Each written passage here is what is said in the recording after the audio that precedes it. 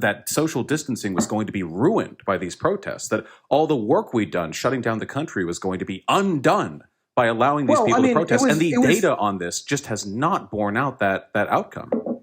I mean, because the United States data collection capacities in relation to COVID are very substandard in the first place. So it's not as if we have this perfectly accurate This is conspiracy data, again. No, the medical consensus on this is really clear. Now, no. Now you're like, you keep accusing me of positing a conspiracy, but I haven't. I'm not saying that there's some people in a cigar smoke-filled room. Wait! Don't strawman me. I'm not saying that you're claiming there are people in a smoke-filled room. What you're essentially saying right now is that the medical consensus is incorrect. And I'm not. You're saying the medical consensus is incorrect because of some tenuous links you've drawn, or we don't have the capacity to draw this data. But you had no problem reporting on the idea. Wait! Please. Do you realize the double standard here? When you make an accusation against me, you got to let me respond. But I have to finish the accusation.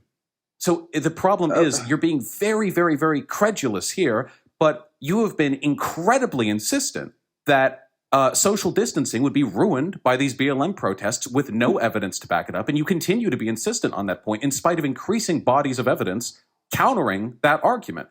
So I posit to you, the journalists who reported on the safety of the BLM protests aren't the one with political bias. You are. And you're obsessed with this sort of backhanded criticism of the BLM protests because it's easier than actually criticizing the ideological foundations of the movement.